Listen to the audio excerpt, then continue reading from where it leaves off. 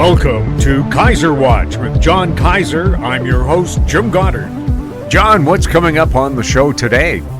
Well, Jim, we're going to talk a bit about what to do with the tax loss selling season looming and the sort of general uncertainty at the big picture level. As we head towards the dreaded December tax loss selling season for resource juniors, what, if anything, should investors be buying today?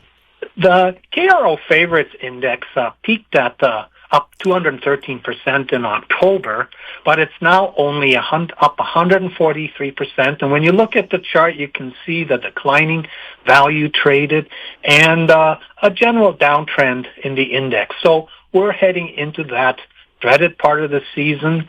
And there's a couple of the favorites. Canalaska Uranium and Quartz Mountain have delivered disappointing exploration results and are now shut down until sometime much later next year to resume news flow. And there's this general dread of affecting others such as AMark, TDG Gold, Silver North, TJX Resources, and Trifecta, who have all had significant programs this summer, and none of whom will be able to resume work again until May, June of next year. And we're at this part of the time of the year where, unless the results are spectacular, you're going to see a sell-off because most of these stocks have been higher during the year.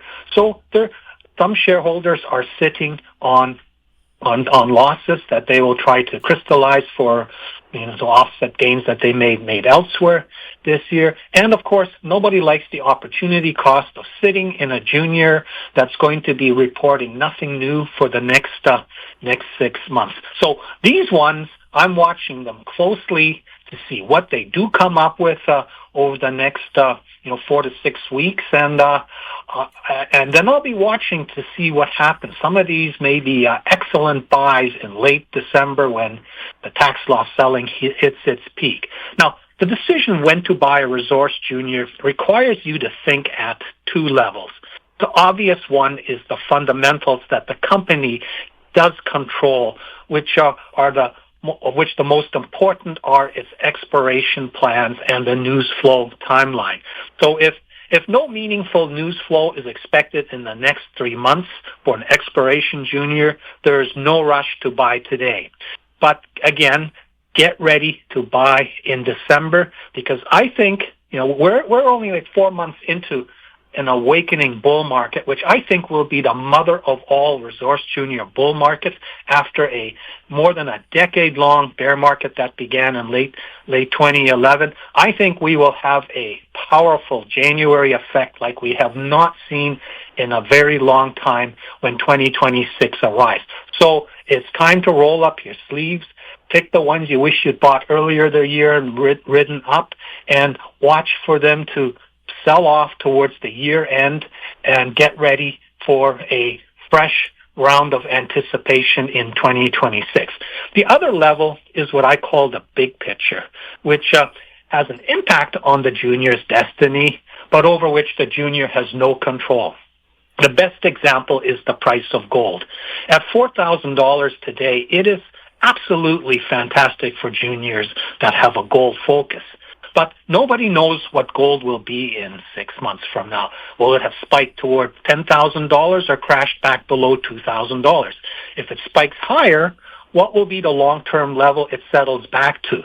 In the current climate with tax loss season coming up, I only feel comfortable buying advanced ounce-in-the-ground favorite companies such as Vista Gold Corp, Westvault Mining, and Snowline Gold Corp, which are trading well below the fair speculative value that is generated when I plug $3,000, $1,000 below where gold is now into the model, and I look at where the stock should be trading, and they're way below that.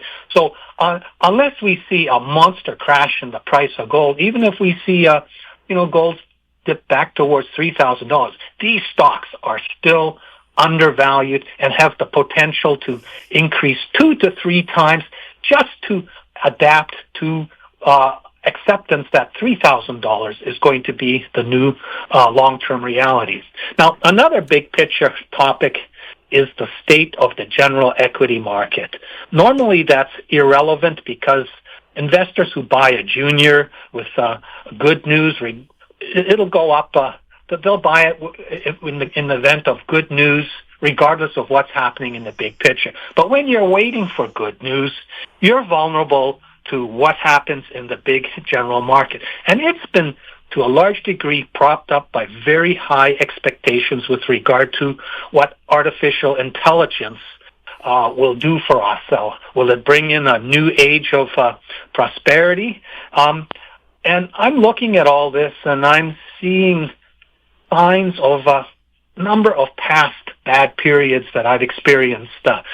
One was 2008. Back then, it was the securitized mortgage pyramid that ended up triggering a global financial crisis. But this time, the problem seems to be a difference. It's in the private equity credit market where First Brand and Tricolor are the first cracks. And the eagerness with which Wall Street wants to share the joys of private equity with ordinary people is an ominous warning sign of bad things to come.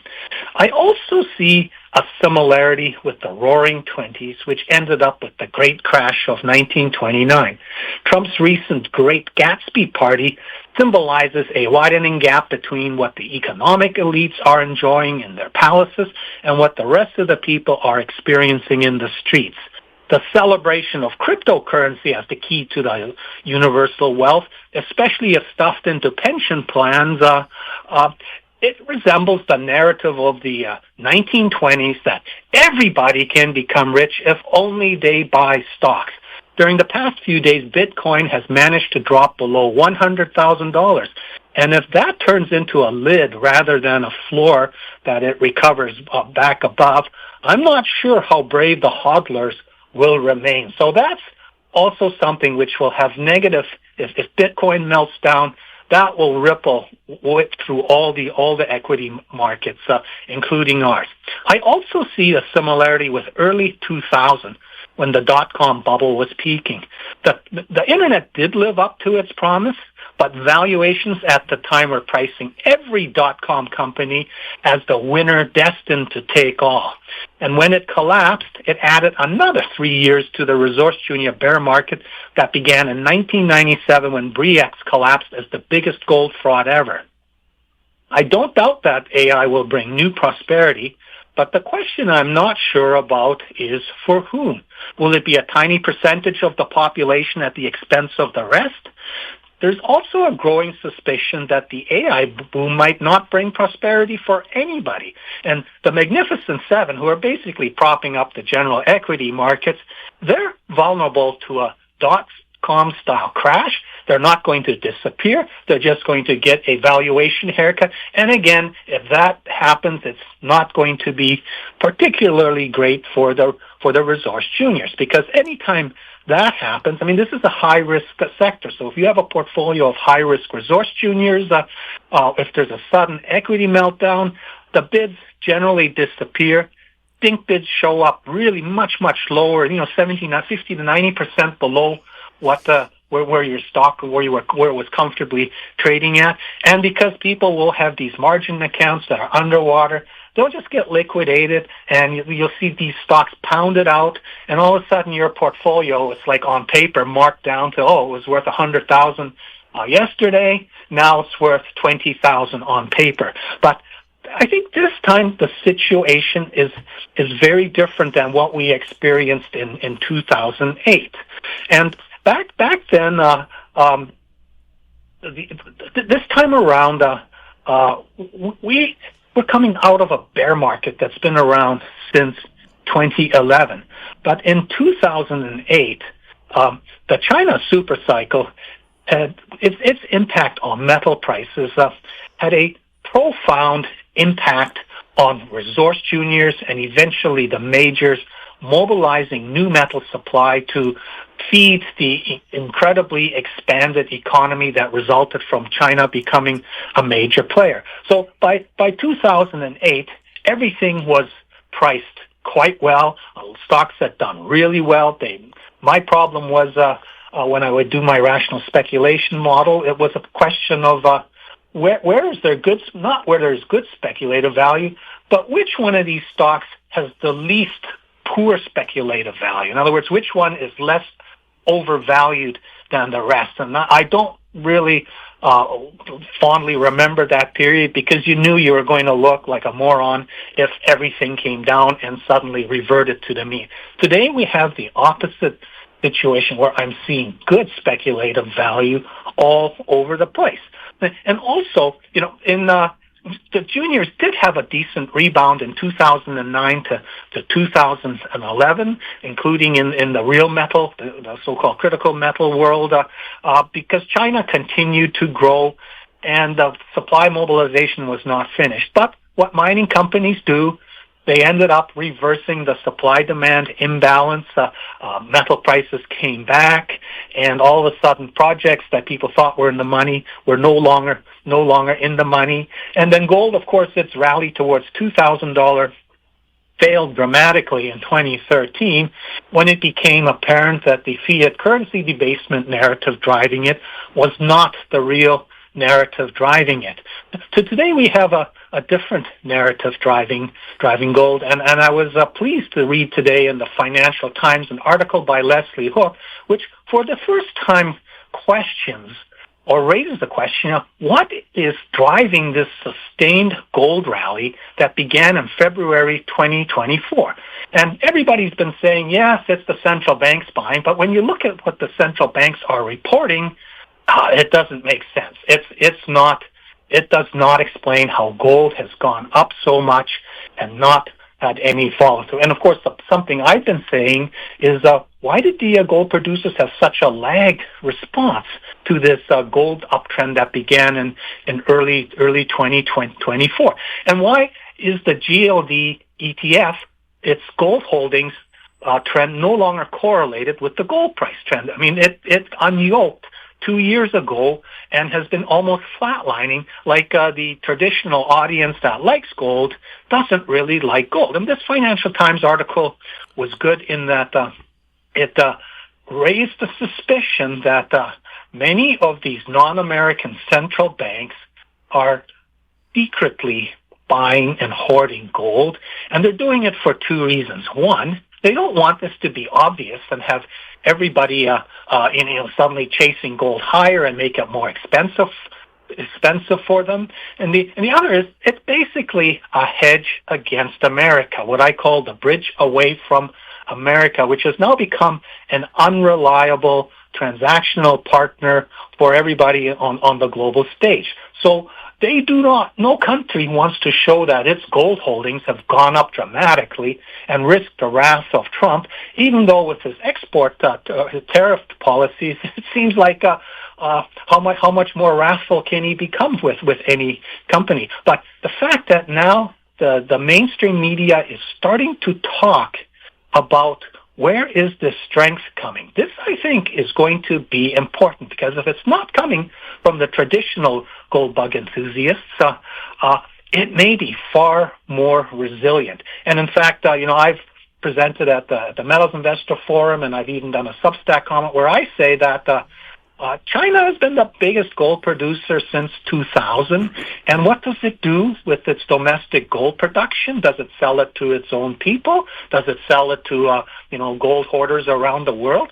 Or has it been secretly keeping it, hiding it, so that the rest of the world thinks it's not as strong in terms of gold reserves as it actually is? And I've crunched the numbers on the assumption that they bought all domestic production, and if that is true, and you link that to how much they've reported owning in terms of gold reserves, China owns at least as much gold as the United States. And if China has been the secret buyer driving much of this uptrend in the past few years, it may own way more gold. And if that ever became public, it would be absolutely blockbuster news. But we don't need this to become public. The story here is that gold is not going to go down, because these secret buyers, when it goes down, they come in and buy. They're not going to chase it to $10,000. That's not what they want.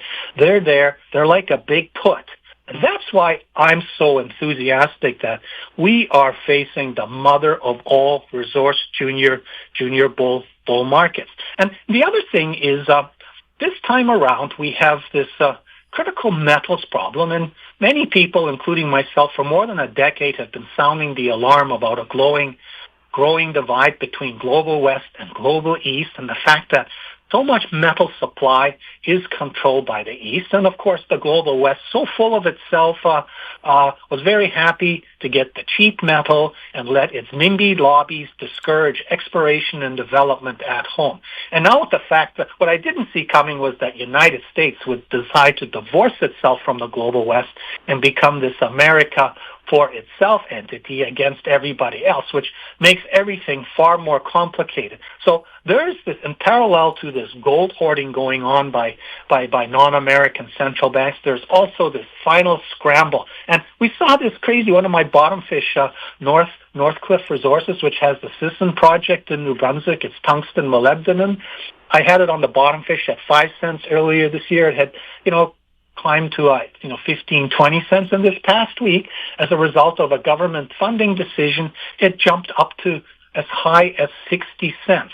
So all of a sudden, these projects, in this case, it was delayed. Well, it was the China tungsten price that kept it from really progressing. And there was also a First Nations opposition. No, we don't want a hole in our backyard kind of stuff. All of this is changing. These are all things for this time, even if we have a major correction in the general equity markets, the resource juniors are not irrelevant as they were in the late in 2008, 2010, when they'd already done their work to find and mobilize and sell off to the producers all these deposits needed to feed this growing economy. This time, we have a problem where there is a lack, and they will soon be discovered in terms of, the capital coming into them and seeing, wow, there's a lot of leverage in this overlooked sector, undercapitalized sector. And that's, again, why I am so bullish about the resource junior sector today. And I'm not worried about a general equity market meltdown. And, so if we're going to have a seasonal downturn in November, December here with tax law selling season, this is going to be a great time to find the best ones and build a proper portfolio out of them. Are there exploration-focused favorites you do feel comfortable buying today? During the last 2 weeks, I posted two Substack comments, one on Arizona Gold and Silver, and the other on Inventus Mining Corp. These are both favorites, and neither of them have upcoming news with the potential to be earth-shattering. But the news that is coming is going to be important. In fact, in the case of Inventus, I've established an initial stock position this past week, even though there is some risk that I may be able to buy more at a cheaper price next week. Now, in the case of Inventus, it reported on November 6th that processing of that 4,816-ton Pardo bulk sample did finally begin on November 3rd. It was supposed to be finished by November 7th. We should have had a news release this week. I'm a little troubled that we haven't seen it yet. With these paleoplacer deposits, there's always a risk that even though you're predicting such and such a grade, the reality may prove different. But I think this week we're going to get an update on how much gold was recovered from this first bulk sample. And they have two more, roughly 5,000-ton bulk samples from Pardo at the McEwen Central Fox mill complex, waiting to be processed. Now, it's a bit frustrating that this didn't happen in late August when it was supposed to happen. And Rob McEwen has said that the problem turned out not to be them struggling to achieve guidance for their Froome mine feeding the Central Fox mill, but rather the regulators decided to become fussy about how the tailings from Pardo were supposed to be disposed in this area, and there were personnel problems at the agency, and they didn't really get the go-ahead to do it. And if this is the case, and I don't think guidance matters anymore because we're pretty much at the end of the year anyways, we could see the other two bulk samples possibly processed quickly in one subsequent shot in December. Now, that's potentially important because with these paleoplacer deposits, because they have this nugget effect, it can swing either way. All of a sudden, there can be less gold than you expect based on drilling, and the other ones could suddenly be a lot higher. So I'm not afraid of this first bulk sample result, but what we do want to see is that these bulk samples generate enough gold, and right now the predicted amount of gold is enough that at the current gold price, you will recover your entire cost for the bulk sample. Now, obviously, with 3 bulk samples excavated, they're a little bit in the hole, and they need to do some catch-up. But they've got 6 more planned, and so this becomes a perpetual self-funding funding bulk sampling program. So you don't need to raise $30 million to get all these bulk samples done. And why does this matter? Well, because they need this to establish the protocol for doing an initial resource estimate for the Pardo paleoplacer. And this is a big story, and the stock is, I've bought the stock because I think once the market is confident that it's just a matter of time to get this resource, to get the protocols, the regime established for this resource estimate, there will be a big audience bidding this thing up in expectation that it will deliver a resource of 1 to 2 million ounces, somewhere in the 2 to 4 gram range that is underground mineable. Now, in the case of Arizona Gold, the stock recently perked up when the company reported that the hole 157 had intersected mineralization very similar to hole 156 and a similar type of true width at the depth and location where they expected it to be in the Philadelphia vein. And that was a big deal because, they're now drilling obliquely at this vein that trends to the north from that single drill pad that they have in that area. So it could have deviated and missed it entirely. And there's always the risk that some local faulting will have displaced it so that you shoot right past it. They've got hole 158 underway, and that's the first one's a 60-meter step out along strike, and this is as deep as they can possibly drill given the location of this drill pad. The 158 is a 60-meter, another 60-meter step out, and if that looks like 157, and the assays confirm that, not only does it look similar to hole 156, but it also grades similar, and then you have 158 also delivering, the market's going to get very excited. Now, this is not S-curve territory because the S-curve territory waits for proper confirmation that when you go deeper than 300 meters, chase the Philadelphia vein down another 300 meters down dip, then you're going to get Altman-style grades, and those are in the 15 to 30 gram range, whereas right now we're dealing with 10 to 15 gram range. That's where you could see the ounces, high-grade ounces grow very rapidly. But to do that, they need to have drill pads farther to the east, and so they did apply for a 200-acre application earlier this year. They were in the final stretch of this, just doing biological and cultural studies, and the hope was that the federal shutdown would not affect this, but it turns out that there is back and forth communication required between the third parties doing these studies and the BLM agency officials. So it's at least a 1-month delay. So Greg Hahn has said, don't expect this permit until the first quarter of next year. So you might think, okay, well, what's the company going to do if they can't really resume drilling until, say, late in the first quarter or early in the second quarter of next year? Well, as Greg pointed out to me, he says, if this set of holes at the deepest level that we can possibly hit, if this validates this grade times thickness contour that we're seeing projecting in this plunging direction, well, from this pad, we can do the shallower holes and spend the time while we're waiting, basically delineating the upper part, which is still going to be good grade to support a future resource estimate. So that doesn't mean, it means there's not going to be any downtime. So, there is risk that something terrible happens with this first hole 157, that the grade is not there. But I think in the geological context, the grade will be there. The market will become comfortable that this plunging zone is getting richer at depth, and there'll be bidding the stock up ahead of the permit in 2026 that allows them to delineate the entire Philadelphia vein for as deep as this low sulfidation epithermal system allows. What was disappointing about Canalaska's results?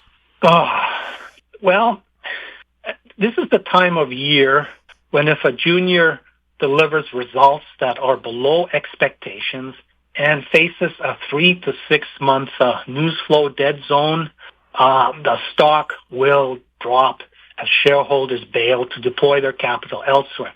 And I can't say I blame them, because who wants to sit in dead money? Now, with big picture level stories like Vista Gold and that, they're not exploring for anything. So they can't report any news to disappoint the market. That's all a function of what is the price of gold doing, what is the market thinking the price of gold will be in the long run. That will guide the valuation of those companies. But for exploration juniors like Canalaska, it's all about the news flow. Now, the Pike Zone on the West MacArthur project, it has delivered some very fancy high-grade uranium at the unconformity of the C10 South corridor. And I've suggested that this could become a MacArthur clone. And that generates a pretty high future target outcome. And the stock, however, has not really shot into S-curve territory where you might expect it to be. And what one of the things I had in October 2nd Kaiser Watch episode, I talked about the strange cone of silence that Canalaska had pulled over itself. This is one of the very few companies that has the capacity to do radiometric readings of core. And they don't actually do it of the core; they lower the probe into the hole and measure where the walls of where the core was extracted from.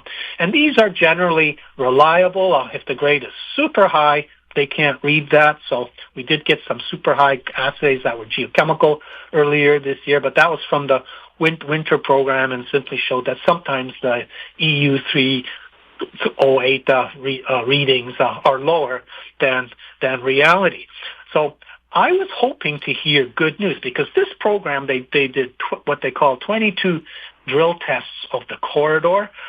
17 of them went to the west and 4 of them went the east. They did only one infill hole, and I was hoping to hear these, periodic news. Yeah, we have 5 meters of 10% U308. Yes, the Pike Zone is growing. It's going to become a MacArthur clone. And I wondered if perhaps they had changed their reporting policy, and I left a message on CEO Corey Bellick's voicemail. Not surprisingly, in light of the news that came out, he never did return call, because no, they had not changed their policy to just keeping all their stuff until the end of the season. When the news came out, all these step-out intersections were below 1% U308, and that's not good enough at a depth of 800, 900 meters. And they had just done a life financing, which is a charity life financing, where somebody gets the flow-through benefit, and then after the tax benefit stripped out, the stock is sold to parties that can't use the flow-through, and so that ends up being similar to market price. And they raised $15 million in October, and because it's life, it meant it was free trading. So when this news came out, the press release spotted, we have extended the Pike Zone. It's all fertile, which is true, but it's not ore grade. And the market wasn't fooled, and it had been sort of, as high as $1.15 earlier in the year. It tanked to below 60 cents. And this stock, even though it is what I believe the best Athabasca Basin exploration junior and is well funded to continue doing work next year, I suspect it's going to end up cheaper as tax loss selling takes place in December. So I would be looking at that one closely for the tax loss selling route and get back a position. And what I'm also going to be looking for is to see if all these holes that they've drilled give them vectoring capacity, because these high-grade deposits are so small, and sometimes these little sort of structural complications are so squirrely that you have to get lucky to get into it. Once you get into it, you can grow it bigger. But trying to spear these pearls on a string, you can just hit string, and yeah, the string, there's string, but where's the pearls? So that's the story with Canalaska, and that has also helped drag down the favorites index. But again, the company's funded, it's got a competent team, and Mother Nature doesn't do any deals with anybody. She is just what she is, and you have to keep exploring, and I'm still optimistic they'll find something there, but we won't know that they have found more until probably late in the second quarter of next year. John, thank you so much for the update. You're welcome, Jim. We've been speaking with John Kaiser. I'm Jim Goddard. Comments made on Kaiser Watch are an expression of opinion only and should not be construed in any manner whatsoever as a recommendation to buy or sell any financial instrument at any time. Archived online at kaiserresearch.com.